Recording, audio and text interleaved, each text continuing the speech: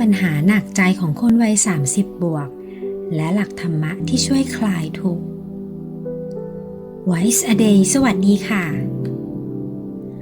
เมื่อก้าวเข้าสู่วัย30บวกชีวิตเริ่มเต็มไปด้วยความท้าทายที่หลากหลายทั้งเรื่องงานความสัมพันธ์การเงินและการหาความหมายในชีวิตหลายคนพบว่าความกดดันจากสังคมและความคาดหวังส่วนตัวเริ่มหนักหนาขึ้นกว่าเดิมอย่างไรก็ตามหลักธรรมะสามารถช่วยให้เรารับมือกับปัญหาเหล่านี้ได้อย่างสงบและมีสติค่ะปัญหาแรกความกดดันจากการงานและความก้าวหน้าในอาชีพหลายคนในวัย30รู้สึกว่าตัวเองต้องประสบความสำเร็จในระดับหนึ่งไม่ว่าจะเป็นตำแหน่งงานที่สูงขึ้นรายได้ที่มั่นคงหรือการได้รับการยอมรับจากเพื่อนร่วมงานและสังคมรอบข้างแต่เมื่อเปรียบเทียบตัวเองกับคนอื่นอาจรู้สึกว่าตัวเองยังไปไม่ถึงไหนหรือบางคนอาจรู้สึกติดอยู่ในงานที่ไม่ตรงใจแต่ไม่กล้าเปลี่ยนเพราะกลัวความเสี่ยงอย่างเช่นคุณเอวัย32ปีทำงานในตำแหน่งผู้จัดการฝ่ายการตลาดที่บริษัทใหญ่แต่กลับรู้สึกเบื่อหน่ายและหมดไฟแม้จะมีรายได้ดีแต่ลึกๆกลับรู้สึกว่าชีวิตขาดความหมายในขณะเดียวกันเพื่อนรุ่นเดียวกันบางคนเริ่มมีธุรกิจของตัวเองหรือก้าวหน้าในอาชีพอย่างรวดเร็วทำให้คุณเอยิ่งรู้สึกกดดันและสงสัยในความสามารถของตัวเองหลักธรรมที่ช่วยคลายใจคือหลักอิทธิบาท4ฉันทะวิริยะจิตตะวิมังสาฉันทะคือความรักในสิ่งที่ทำถ้าคุณรู้สึกไม่มีความสุขกับงานอาจถึงเวลาต้องถามตัวเองว่าเราทำสิ่งนี้เพราะอะไรถ้าคำตอบคือแค่เงินหรือความมั่นคงอาจต้องหาวิธีเติมความหมายให้กับงานหรือเริ่มต้นค้นหาสิ่งที่ทำให้ใจมีความสุขจริงๆวิริยะหรือความเพียรการเปลี่ยนแปลงอาจไม่เกิดขึ้นทันทีแต่การตั้งเป้าหมายเล็กๆและค่อยๆพัฒนาตัวเองจะช่วยให้คุณเห็นความก้าวหน้าในระยะยาวจิตตะความใส่ใจในสิ่งที่ทำแม้งานจะไม่ใช่สิ่งที่รักที่สุดแต่การทำงานด้วยความตั้งใจจะช่วยให้คุณมีทัศนคติที่ดีขึ้นและอาจค้นพบคุณค่าที่ซ่อนอยู่วิมังสาการใคร่ครวญอย่างมีเหตุผลคิดวิเคราะห์ว่าปัญหาที่เจอเกิดจากอะไรบางทีอาจไม่ใช่งานที่มีปัญหาแต่เป็นทัศนคติหรือความคาดหวังของตัวเองก็ได้ปัญหาต่อไปภาระหนี้สินและความไม่มั่นคงทางการเงินวัย30บวกคือช่วงที่หลายคนต้องเผชิญกับภาระหนี้สินไม่ว่าจะเป็นหนี้บ้านหนี้รถหรือหนี้การศึกษาของตัวเองและครอบครัวรวมถึงความกังวลเรื่องเงินเก็บสำหรับอนาคตการวางแผนการเงินกลายเป็นเรื่องใหญ่ที่สร้างความเครียดได้อย่างมากอย่างเช่นคุณบีวัย35ปีซื้อบ้านหลังแรกพร้อมกับผ่อนรถและมีค่าใช้จ่ายสำหรับลูกน้อยทำให้รายได้ต่อเดือนหายไปอย่างรวดเร็วแม้จะพยายามวางแผนการเงินแต่ความรู้สึกว่ามีหนี้ติดตัวตลอดเวลาก็ทำให้จิตใจไม่สงบหลักธรรมที่ช่วยคลายใจคือสมถะและสันโดษ ความสมถะคือการใช้ชีวิตอย่างเรียบง่ายและไม่ฟุ่มเฟือยการรู้จักแยกแยะระหว่างความต้องการและความจำเป็นจริงๆจะช่วยลดค่าใช้จ่ายและภาระทางจิตใจสันโดษความพอใจในสิ่งที่มีการฝึกใจให้รู้จักพอไม่ว่าจะเป็นทรัพย์สินหรือสิ่งของจะช่วยให้คุณมีความสุขกับชีวิตในปัจจุบันแทนที่จะจมกับความรู้สึกว่าต้องมีมากกว่านี้ถึงจะพอใจข้อ 3. ความสัมพันธ์ที่ซับซ้อนเป็นอีกความกังวลที่พบกันมากเลยเมื่อเข้าสู่วัย30 บวกความสัมพันธ์กับคนรอบข้างอาจเริ่มซับซ้อนขึ้นไม่ว่าจะเป็นคู่รักที่เริ่มมีปัญหาครอบครัวที่ต้องรับผิดชอบหรือแม้แต่เพื่อนร่วมงานที่มีความแตกต่างกันมากขึ้นการสื่อสารและการปรับตัวจึงเป็นเรื่องสำคัญอย่างเช่นคุณซีอายุ34 ปีแต่งงานมา5 ปีแต่เริ่มรู้สึกว่าความสัมพันธ์กับคู่รักจืดจางลงไม่สามารถสื่อสารกันได้เหมือนเมื่อก่อนในขณะเดียวกันต้องดูแลพ่อแม่ที่เริ่มมีปัญหาสุขภาพทำให้เกิดความเครียดสะสมทั้งในเรื่องงานและครอบครัวหลักธรรมที่ช่วยคลายใจคือหลักพรหมวิหาร 4เมตตากรุณา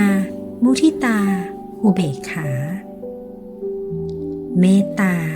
คือความปรารถนาดีต่อผู้อื่นโดยไม่หวังผลตอบแทนกรุณาคือการช่วยเหลือเมื่อผู้อื่นมีทุกข์มุทิตาคือการยินดีกับความสุขและความสำเร็จของผู้อื่นอุเบกขาการวางใจเป็นกลางไม่ยึดติดกับอารมณ์หรือความคาดหวังมากเกินไป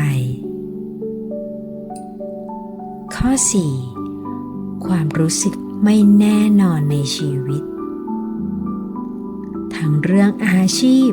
ครอบครัวและอนาคตความไม่แน่นอนเป็นสิ่งที่หลีกเลี่ยงไม่ได้ในชีวิตแต่เมื่อถึงวัย30 บวก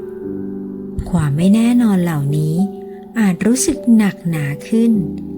เพราะหลายคนคาดหวังว่าตัวเองจะต้องมั่นคงแล้วแต่ชีวิตจริงกลับเต็มไปด้วยสิ่งที่ไม่สามารถควบคุมได้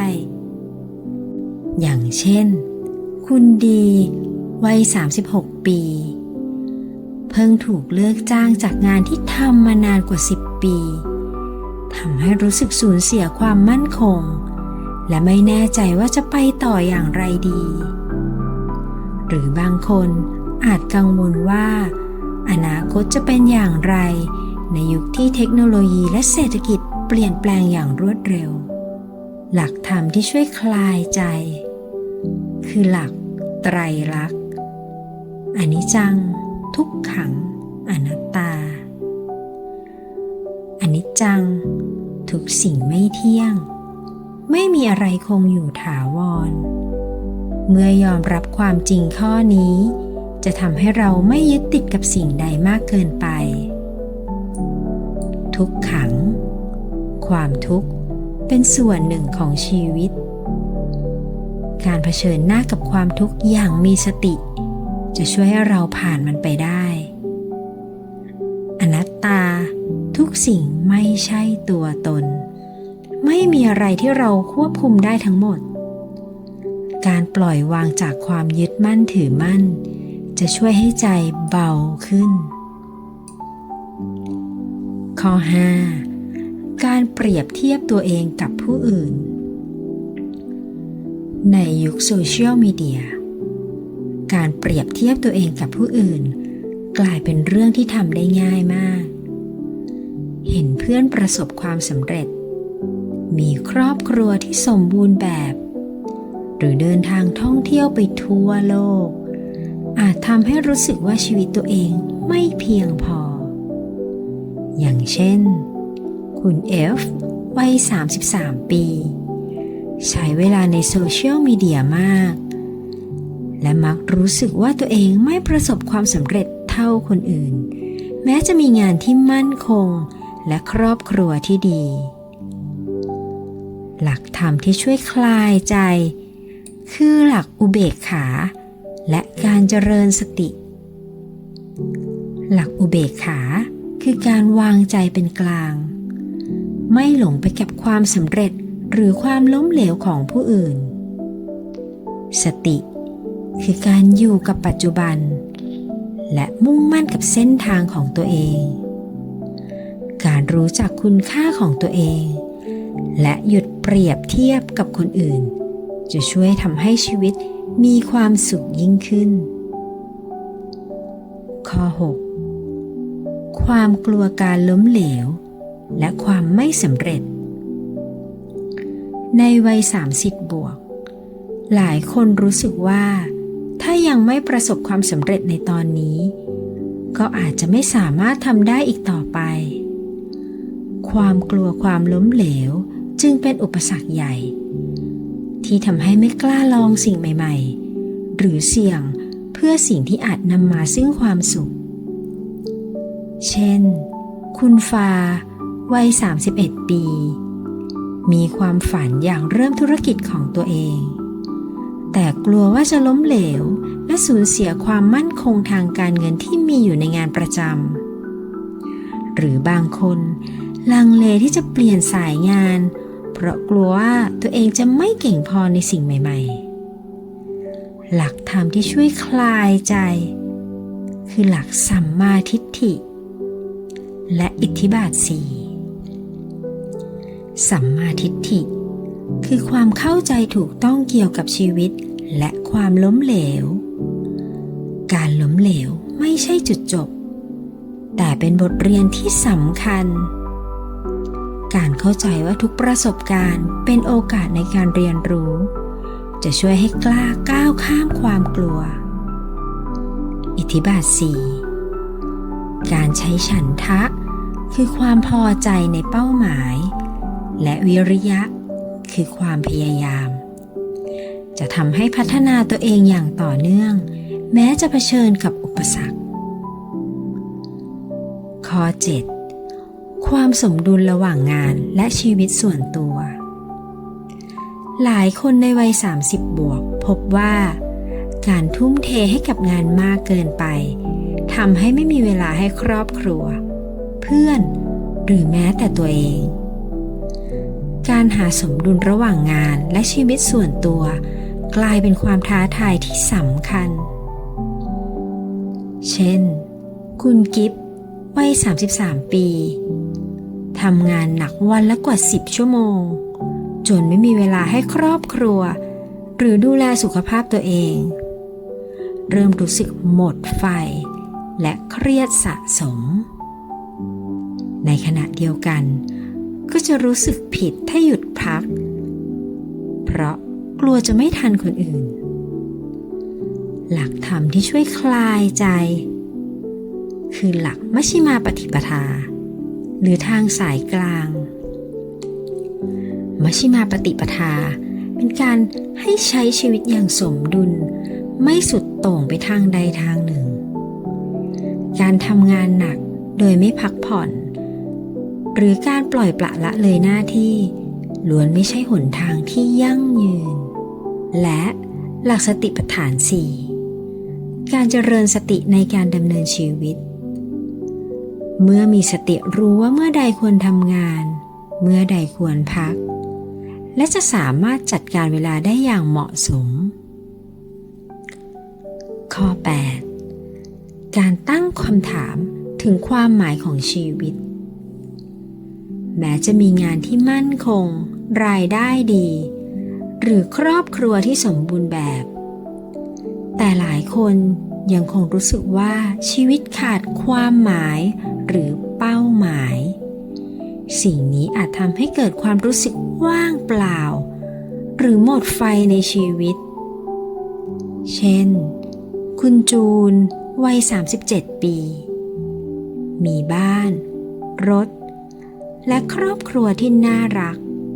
แต่กลับรู้สึกว่าชีวิตวนเวียนอยู่กับกิจวัตรเดิมๆ จนสงสัยว่า ทั้งหมดนี้คือสิ่งที่ฉันต้องการจริงๆหรือเปล่า บางคนอาจเริ่มค้นหาความหมายผ่านการทำงานเพื่อสังคม หรือการพัฒนาตัวเองในรูปแบบใหม่ หลักธรรมที่ช่วยคลายใจ คือหลักสติปัฏฐาน 4 และการเจริญวิปัสสนา สติปัฏฐาน 4 คือการเจริญสติในกาย เวทนา จิต และธรรม จะช่วยให้ตระหนักถึงสิ่งที่เกิดขึ้นในชีวิตประจำวัน และค้นพบคุณค่าในสิ่งเล็ก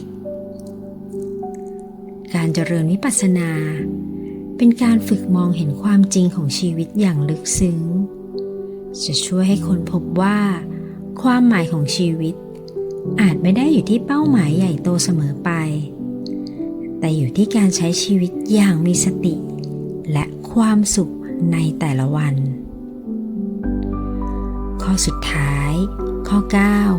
9 ความกลัวความแก่และความเปลี่ยนแปลงของร่างกาย เมื่ออายุเพิ่มขึ้น ร่างกายเริ่มแสดงสัญญาณของความเปลี่ยนแปลง ไม่ว่าจะเป็นริ้วรอย ความเหนื่อยล้าง่าย หรือสุขภาพที่ไม่แข็งแรงเหมือนเดิม ความกลัวต่อความแก่และการสูญเสียความสามารถทางร่างกายเป็นสิ่งที่หลายคนต้องเผชิญ อย่างเช่น คุณเบน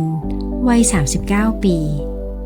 เริ่มรู้สึกว่าร่างกายไม่ฟิตเหมือนเมื่อก่อน แม้จะออกกำลังกาย แต่ก็ไม่สามารถฟื้นตัวได้เร็วเหมือนในวัย 20 บางคนอาจกลัวการสูญเสียรูปลักษณ์ภายนอกที่เคยดูดี หรือกลัวโรคภัยที่อาจจะตามมา หลักธรรมที่ช่วยคลายใจ คือหลักไตรลักษณ์ อนิจจัง ทุกขัง อนัตตา อนิจจัง ทุกสิ่งในโลกนี้ไม่เที่ยง ร่างกายย่อมต้องเสื่อมถอยไปตามกาลเวลา การยอมรับความจริงข้อนี้จะช่วยให้เราดูแลร่างกายอย่างเหมาะสม โดยไม่ต้องยึดติด ทุกขัง ความทุกข์จากการเปลี่ยนแปลงเป็นสิ่งที่หลีกเลี่ยงไม่ได้ แต่การมีสติจะช่วยให้เราจัดการกับความทุกข์เหล่านี้ได้อย่างมีปัญญา อนัตตา ร่างกายไม่ใช่ตัวตนที่แท้จริงของเรา การไม่ยึดติดกับรูปลักษณ์ภายนอกจะช่วยให้จิตใจเป็นอิสระจากความกลัวความแก่ วัย 30 บวกไม่ใช่แค่ช่วงเวลาแห่งความท้าทาย แต่ยังเป็นโอกาสในการเรียนรู้และเติบโตทั้งในด้านร่างกายและจิตใจ การเผชิญหน้ากับปัญหาเป็นส่วนหนึ่งของชีวิต แต่เมื่อเรานำหลักธรรมะมาปรับใช้จะช่วยให้เรามองเห็นปัญหาเหล่านั้นในมุมใหม่และสามารถจัดการกับมันได้อย่างสงบและมีสติ ไม่ว่าจะเป็นความกังวลเรื่องงาน การเงิน ความสัมพันธ์ หรือความไม่แน่นอนในชีวิต ธรรมะสามารถเป็นเข็มทิศนำทางให้เราใช้ชีวิตอย่างมีความหมายและมีความสุขได้ในทุกช่วงวัยค่ะ ถ้าชอบบทความนี้ฝากกดติดตามให้ด้วยนะคะ